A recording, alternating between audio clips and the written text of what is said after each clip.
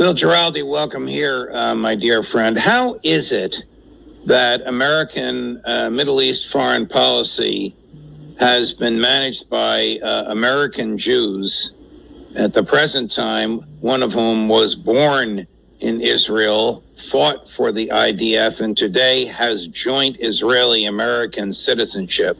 And this seems to happen no matter who the president is or which party controls Congress. Well, this has been particularly evident ever since 9/11. Basically, you recall, as I recall, that we had a group of American Jews who were largely in control of the Pentagon. I'm talking about Wolfowitz, I'm talking about Feith, and also in the Vice President's office, Scooter Libby. And they basically did everything they could to start a war with Iraq. And the reasoning behind starting a war with Iraq was not because Iraq had weapons of mass destruction, as our good friend Scott Ritter would confirm, but rather because Iraq, the Saddam Hussein, was supporting the Palestinians. And when the Israelis were arresting Palestinians, Saddam Hussein would support the families of those people arrested. And they were very, very angry about this. It was a major issue for the Israelis at that time. So at that time, we wound up going to war with Iraq for no reason whatsoever, except that Israel wanted it. And this has persisted. But the point that I've been trying to make is that this has really gone far beyond what we saw in the years 2001 to 2003.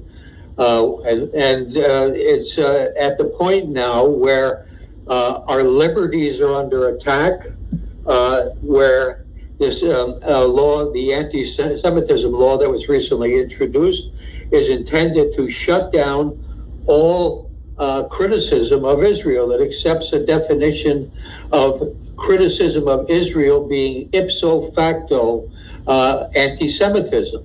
And we also have 35 states in the United States that punish people in one way or another who will not sign a statement or agree to a statement that they will not support boycotts or other action against Israel. So in other words, states are stepping in to deny American citizens and citizens of those states benefits, jobs, and this is all going on. This has accelerated the process of Israel and Israel's partisans in the government running the show.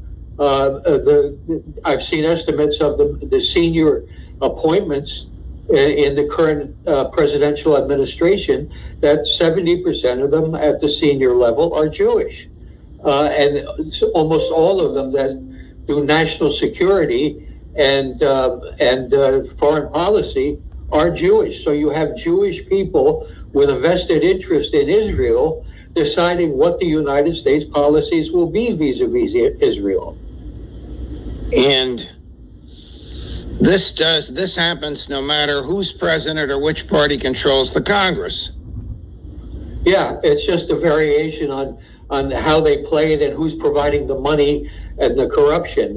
With Donald Trump, of course, it was Sheldon Adelson, and now his wife Miriam, who's offering, according to news reports, has offered Donald Trump $100 million in a campaign contribution.